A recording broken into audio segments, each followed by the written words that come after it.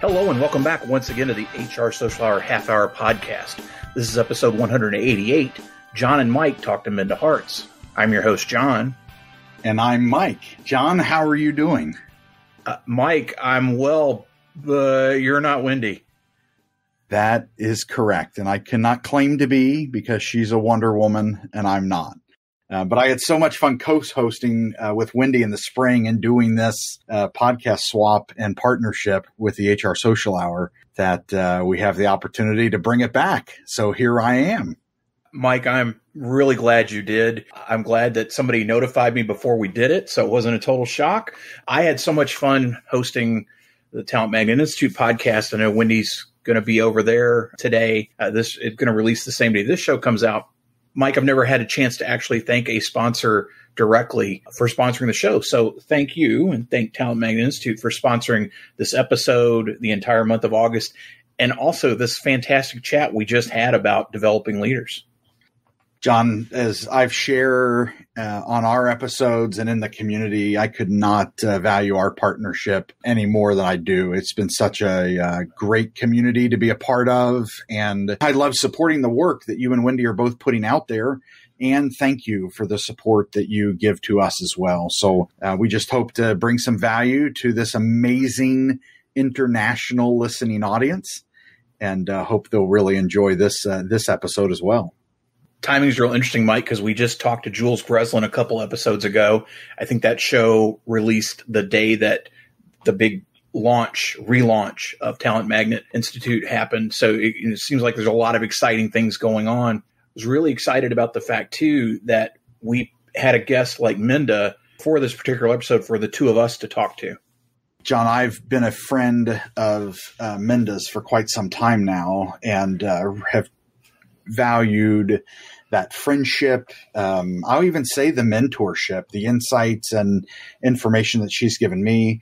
And I know that Jules really enjoyed being on. Jules is my leadership engagement director, one of my partners here at the Talent Magnet Institute. So excited that we can be taking and to have Wendy on the Talent Magnet podcast and have her interviewing Minda there, have us partnering and interviewing Minda here. And hopefully just continuing to introduce amazing humans to this listening audience. For those of you that may have missed this previous crossover, I had the great fortune to interview Katrina Kibben, and Mike and Wendy spoke to Katrina at that time. That show is out there. We hope you'll check after you listen to this episode. If you don't regularly listen to Talent Magnet Institute, make sure you go subscribe, but then go listen to this episode that Wendy will have with Minda one-on-one, because it's a very different conversation. I think they're nice bookends for each other. Absolutely. And we're so excited to welcome Minda Harts onto this show.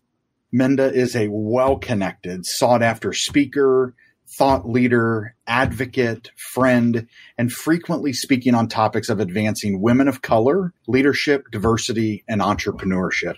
In 2018, Minda was named one of the 25 emerging innovators by American Express.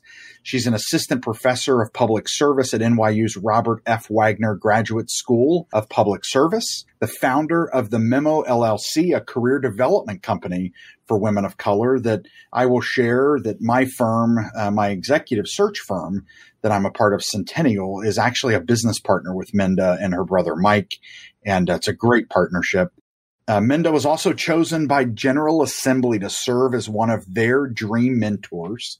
She's a best-selling author of The Memo, What Women of Color Need to Know to Secure a Seat at the Table, and has a new book coming out because Minda is not done yet. She is just beginning the disruption that she's created and the education and elevation that she's created across the country and beyond, with a new book called Right Within: How to Heal from Racial Trauma in the Workplace. We're going to go to the interview, and then once we've wrapped up with Minda, we'll come back to wrap things up. Minda, welcome to the show. Hey, Mike. I'm happy to be here. And now, as we kick off the conversation, Minda, the first question is always, what's in your glass? Oh, nothing fun, actually. I am drinking a juice smoothie, trying to get my life together, Mike. That's great. Minda, we certainly understand that. This is a non-traditional recording hour for us, but we really do appreciate you taking part, juice smoothie, water, whatever it may be. I've got to ask, you've had this interesting career that led you to starting The Memo in 2015 and all the things you're doing now. Can you talk a bit about that path? Yeah, thanks, John. Good to be here too. It's crazy when I think about it. I wake up and some people be like, "Oh, how did you get here?" And I'm like, "Your guess is as good as mine." And I guess basically we just at certain points in our life, I think that we come to a crossroads and we have to make a decision on if we want to make certain places and spaces better than we found them. And when I was working in corporate America, I was experiencing a lot of racialized aggression and trauma. And I used to think that was just normal workplace behavior, John. And then I realized, well, actually, dignity, respect, equity, belonging, that should be table stakes. And I started to think about what that would mean for my career and for other women who looked like me in the workplace. What would it look like for us to thrive and not just survive? And I started to think about that and wrestle with that back in 2012, but I didn't actually do anything about that thought, activated actually, until 2015 when I started my company to say, okay, even as women, we don't experience the workplace the same. So how can we focus on the intersectional lens so that all women succeed in the workplace and not just a select few? And so really, I birthed The Memo out of a pain point that I experienced. And I thought, well, maybe I can help other people heal from some of that as well. Minda, what do you believe is the single biggest issue organizations face when it comes to developing female leaders of color? And how would you encourage HR pros to help address that issue and opportunity in the workplace? Yeah, I actually think there's so much opportunity. I'm actually really optimistic about the future of work as we know it to be, because there is a lot of opportunity. I mean, some may see it as a challenge, but I see it as an opportunity. And I think once organizations, companies, and HR pros, once we're intentional about solving for people who don't always look like we do or don't always identify the way we do, then we can actually get to something. But when we pretend that these inequalities don't exist, then that's when we're never going to get to a solution. But I think that oftentimes people say, oh, we just need to fill the pipeline or we just need to hire more diverse candidates. But it's not so much that. It's what about the equity? When you do get these individuals into the company, do they feel like this is a place they can thrive? And I think that's the piece of the puzzle that a lot of companies and HR pros are missing, because you can hire 20 Black women, but if the environment is toxic, those 20 Black women are not going to stay. And so making sure that we have mechanisms in place so that people feel like this is a place that sees them and that is advancing and committed to retaining them. Minda, have you seen a shift, particularly with what we've dealt with in the last 18 months? Have you seen any improvement there when it comes to, okay, yeah, we go out and we identify folks that aren't like me or aren't like Mike necessarily? Are we doing the right things to retain and promote and grow people that are not us? I think that obviously there's still a lot of work to do, but I think that we're positioned to do that work even more better now because we're aware, right? Everyone is almost on the same page. Whether you agree or disagree, we all know that the workplace isn't working for everyone the same. And I think that now that companies are, at least many companies and organizations are willing to talk about that, right? We're willing to talk about, have a dialogue around what that means and what are the resources needed to make sure that we don't return back to normal, but we return back to better. And so I am seeing companies, I'm seeing leaders say, hey, well, maybe we don't have the right management team to take us to the next level, right? Maybe it needs to look differently. Maybe people need new business competencies, conflict resolution skills, certain things that I think before we're just like, oh, well, let's just see how it goes and be very passive toward a solution. But I'm definitely seeing more companies being active and stating that. I think before, John and Mike, it was, a lot of businesses were scared to even talk about race, right? Mm-hmm. Like, let's just pretend that these things don't exist. Again, I think a lot of businesses and leaders realize that we can't ignore what certain pain points are for others. And we know that two things can be true at the same time. You two may never experience a certain thing that I experience, but it doesn't mean that it doesn't exist, right? And so we have to realize that we can solve for both issues, right? Yeah, what you just referenced, I feel like, is one of those eye-opening experiences that so many are having right now, that two things can both exist and both be true. Is something that more people are getting it, right? That is the case. Minda, one of the reasons that we wanted to talk to you, not only because of the work you've done, you've got a new book coming out, and it's about a week or so from when this show is released, Right Within. What's the elevator pitch for the book? And you have written several books now. How did that experience change from the first time when you wrote the memo? Ooh, great question, John. It's funny because a lot of people don't know this, but I really had no intentions on writing any more books after the memo. I addressed the piece of my story and others' story and really just help maybe widen the conversation toward what it's like for women of color in the workplace. So I thought that I was somewhat done with that, but not my advocacy in the workplace, but writing books. And then hearing from so many Black and brown women over the last couple of years, I realized that there was a common theme, that these experiences that they've had inside the workplace still are troubling them, right? Still causing a lot of pain. They may leave one environment and go to another, and then they're triggered again, right? Because similar behaviors are in these other workplaces. And I realized that we can have as many conscious or unconscious bias trainings and all these sorts of things happening in the workplace.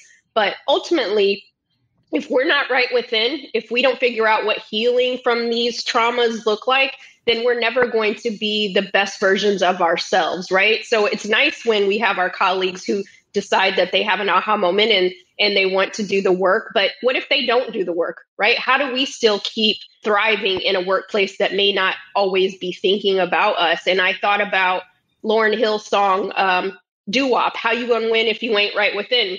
We can make all the money we want, we can get the titles, but if we haven't released ourselves from that toxicity, then it's only going to cause us pain, and we won't be able to experience the workplace. And so that's what I really started to investigate. What would it look like if we talked about racial trauma in the workplace? Because we talk about, sexual harassment and other forms of discrimination, but we don't talk about racialized trauma. And for me, I'll make it personal. I spent 15 years in my former career. There wasn't a day I didn't go to work where I wasn't racially aggressed in some way, shape, or form. When the 5 o'clock hour hits, it still goes with me, right? It still troubles me. I still think about some of those early experiences to the later experiences. And I realize, wow, I got some inner work to do so that I can release myself of pain that I should have never had to experience in the first place. And so I want women of color to be free, but I also want managers and leaders to realize that you can't continue to let unchecked bias run rampant through the workplace, because this is what happens when it does, right? And if we're not realizing what are the tools and the skills that we need to have to combat bad behaviors, let's normalize that women of color don't have to leave the workplace because they've been aggressed. But what about the people who are doing the aggressing? Maybe this isn't the place for them, instead of us always feeling like we don't belong here, right? Because nobody's showing up for us, nobody's activating their allyship. So I really just wanted to lean into this racialized aggression that's happening in the workplace, because if racism is there, then homophobia is there, then ageism is there, then all these other issues are in the workplace. And I think we all have we all have experiences, and the workplace can be better. It's interesting. You said you didn't want to write another book, or hadn't really necessarily thought about another book. You've got Right Within coming out. As I understand, you've got a children's book coming out too. How did that come to pass? Like, if you say, I'm not going to write a book again, not only am I writing another book, which I look forward to reading, because I think it's going to be interesting for me to understand a very different perspective and how can I help there. But for children, what are you trying to do there? How did that come to pass? Yeah, it's almost like, well, it's funny because I'm like, well, I guess genie's out of the bottle, right? I was trying to put myself back in the bottle thinking that I didn't have anything else. And now I'm out and I can't stop.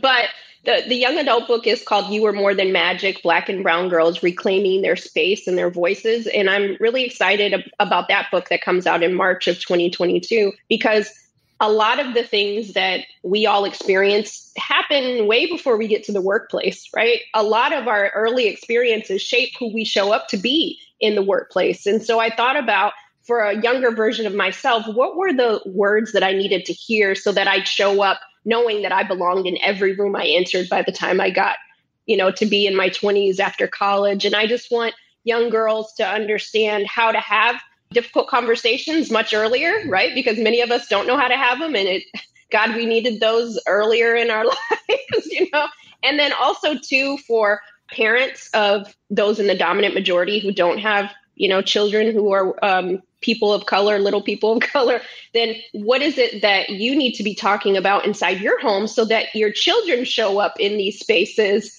exhibiting behaviors that aren't toxic later in life, right? And so I think that there's some really good work that we can do before we even get to the workplace as, young adults, so that we all have the skills to be our best selves. I just want to make sure I understand. It's young adult, not necessarily, when I say kids book, like a little kids book. Yes. It is more Not that, yet. Middle school age. Like, well, that's next, right? Yes. Not yet. Maybe you're seeing something I don't, but this one is more like junior high, high school age kids. Yeah. Yeah, that early formation, the, having children who are advocating for their friends in the school, on sports teams, in the community, if we can encourage them then, right? If we can get children younger and younger to bring all of these additional life skills with them, that's certainly one way, Minda, that you're going to help change the world and change the workforce and the way people show up in the future. So thank you for that. Thank you. Minda, so Secure the Seat. I've had the pleasure. I love when an author also has a podcast that allows you to really look into more about the perspectives that they unwrap and unfold and unveil from their writing. So Secure the Seat, I've been a follower for a very long time prior to you and I even knowing each other. What's been the biggest surprise to you from having a podcast and having that show?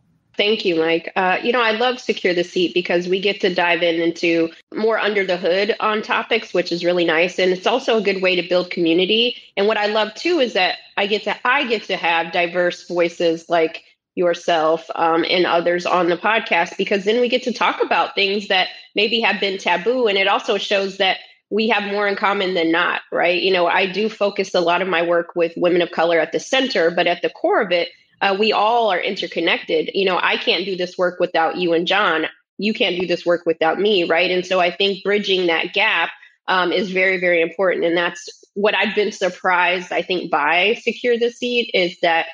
So it's funny, when I first started the podcast, I really focused on just having guests who identified as Black or brown or women of color. But then as I started to dig even deeper, I'm like, it's important that I also have diverse voices, that I'm showing up and walking that out too, and bringing different perspectives to the table and showing that it's possible for us all to be in dialogue, even over a hard conversation.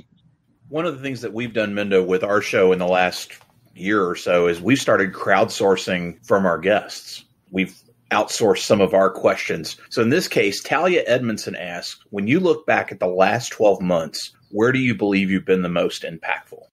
I would say probably, for better or worse, during the pandemic, right? Because we all had to rethink what returning back to better looks like, right? And I realized that a lot of people were hurting. We were going through a syndemic, multiple pandemics at once. And I think for me, it was just not, I wanted to be able to just go in my bed and throw the cover over my head, Jon, because I was just like, oh my gosh, there's just too much going on at once. But what I realized was I needed to still show up for folks, that people were looking for me to still offer some thought leadership or some answers or just some things for us to further ponder on. And I feel like I was most impactful because I didn't run away, right? Even when things got a little bit harder, that I still stuck it out, that I was still, on quote unquote, the proverbial front lines with folks. And I think that sometimes we just need to know that we're not alone, right? And I think I was most impactful just still being present, even during a tough time. That's awesome.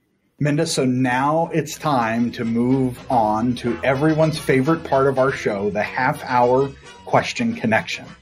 So the first question I'm going to throw at you is, what career did you dream of having when you were a child? Oh, I love this question. Dreamed of being a dentist. I really wanted to. And then once I started taking all those chemistry classes, I'm like, okay, this is definitely not for me. Minda, I think it is safe to say in the time we've asked that question, dentist has never come up. Yeah. I don't think anybody's ever, we maybe heard vet. I know we've never heard dentist. That's excellent. Yes. Who's one person you've gained in your network in the last year that you think more people should know? That's really great. I would probably say I actually had this person in my network, but I didn't get to know them outside in the ways that I know them now, which is Kanika Tolver. She's also an author of a book called Career Rehab. And I think sometimes we have our Twitter friends or whatever, but really getting a chance to get to know people on a more humanized level. And I think everybody should know about her work. That's great. Love Kanika. Minda, with everything you have going on, how do you maintain balance? Yeah, that's tough. I'm listening to my body more, Mike, because I'm by nature a workaholic. And so I'll just keep on the hamster wheel. But I realize that when my body says I'm tired and it's like lay down, relax, those sorts of things, I'm definitely listening to my body. And I know that might sound a little cliche, but when my body tells me I'm tired, I don't fight her. I say, yes, I hear you. And I go relax, and that might be reading a book, that might be working out, but I'm definitely listening to my body more. And that's where I find the self-care. Minda, how do you enjoy giving back to your community at large?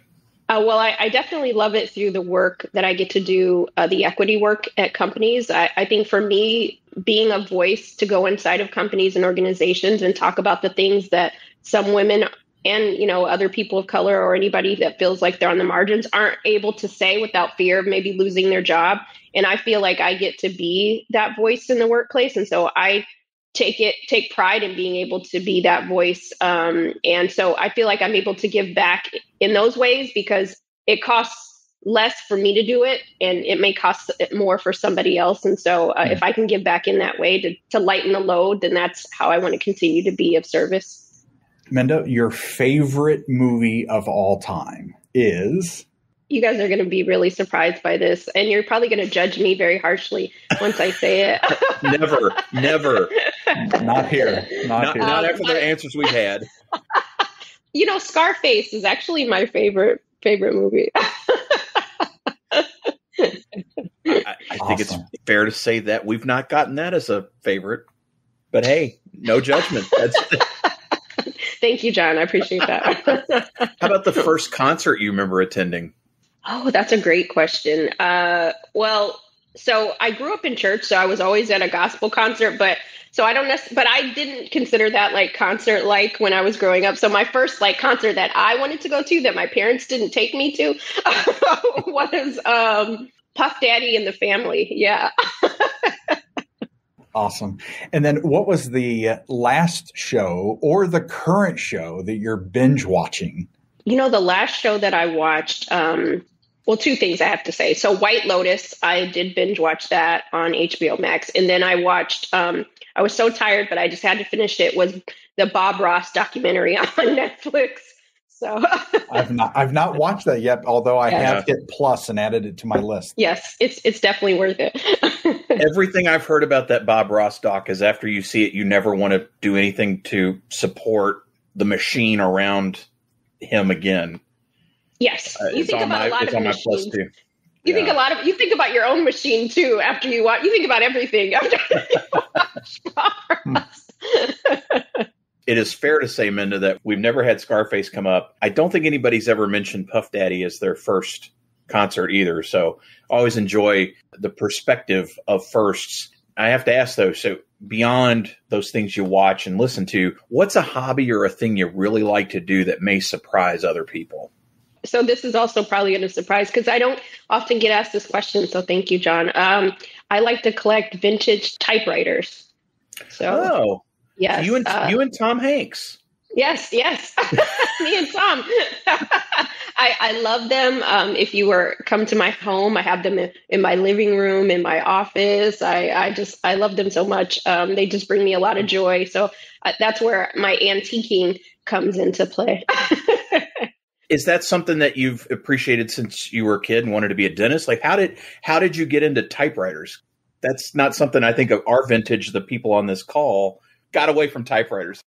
Yeah, I just really like the aesthetics of vintage typewriters, like 1930s, 40s, 50s, and some 60s. But I just feel like just aesthetically, they're just so beautiful, and even in their as their aging state, they even become even more beautiful. And so I guess I look at that in terms of just like life itself, that there's still a lot of give even as we age. We still can find the most beautiful parts of ourselves. And so I just love the look and aesthetics. And I just recently I bought from Lego, they put out a vintage typewriter edition. And so I don't know how to put it together, but I do have it. So we'll see what happens.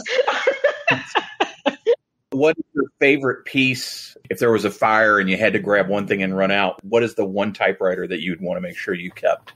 Well, it probably wouldn't be my typewriters because the vintage ones are very heavy, so I probably wouldn't get very fast. Fair enough. But what I would take with me is I was gifted a typewriter, a vintage typewriter book, so that maybe I could go back and look and see which ones I still need and be able to restart from scratch. So that book would be the first thing I grab and run off. Wow.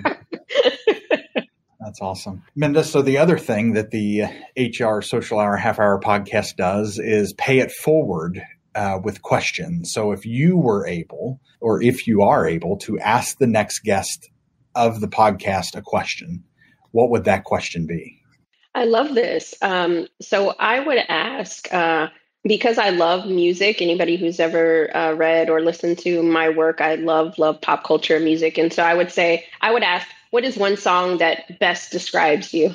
We've had somebody ask, what would your entrance music be? So if you're speaking or doing something, what is that? I love that. What describes you best? Excellent. Yeah.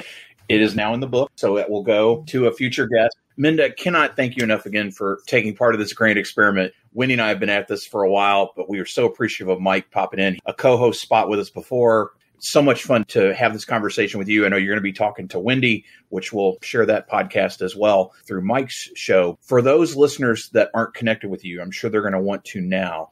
Best way for them to reach you out there, podcast, book, everything and anything you want them to know. How do they get in touch?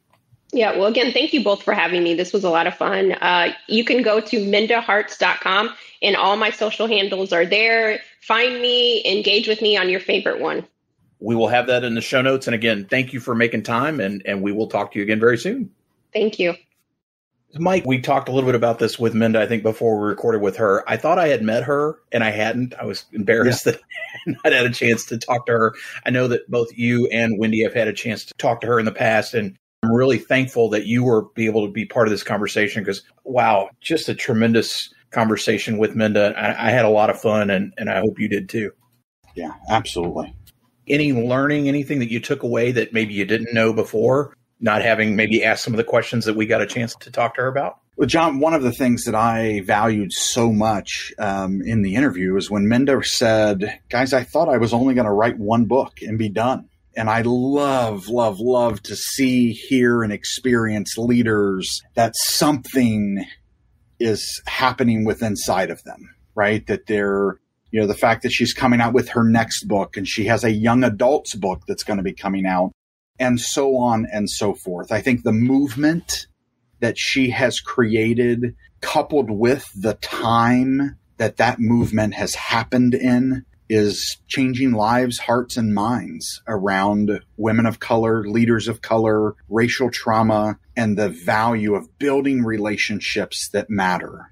I absolutely agree. I also found her collection of interest. I don't think I've ever talked to somebody that collected typewriters. That's really interesting and fun too. I hope that people will check out all of Minda's content, her books. That new book is going to be out immediately. So if you haven't gotten a chance to order it yet, go ahead and do that. Make sure you're checking out her podcast, Secure the Seat, everything that she's doing.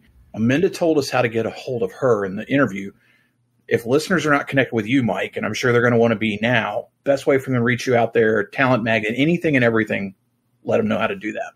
Jon, so everyone can find me at Mike Sipple JR on your favorite social platform. Please send me a connection. There's nothing more that I enjoy than connecting with people from the HR Social Hour community. Also, click over to talentmagnet.com. Check out what we have going on there. And be sure to join the HR Social Hour chat on Twitter the second and fourth Sundays of each month at 7 p.m. Eastern Time. Jon, how about you? Typically, this is where I say thanks to the sponsor. So I am going to say thank you again, Mike, and the Talent Magnet Institute for sponsoring this episode. And it's for me, JonThurman.com for all things Jon Thurman. For the show, HR Social Hour Podcast.podbean.com. Listen, rate, review, share, follow. The simplest thing you can do. People ask us all the time, what can we do to help? Hit that follow button, whatever platform you use. Once you hit follow, you're going to get a new episode every week, and that helps us as we continue to build this community. International listeners, if you haven't checked out Talent Magnet Institute, there's great content for you there too. So be sure to check it out. Come talk to us, to me and to Wendy, and then go talk to Mike. Once you've done that, contact us because it's easier for us to hear from you than vice versa, because we would love to have those conversations. Mike, I hope you're ready. I know you've listened to a lot of these in the past. So for the HR Social Hour Half Hour Podcast, I'm Jon. And I'm Mike. And as always, be sure to connect, give back, and network. Take care, everybody. We'll see you soon.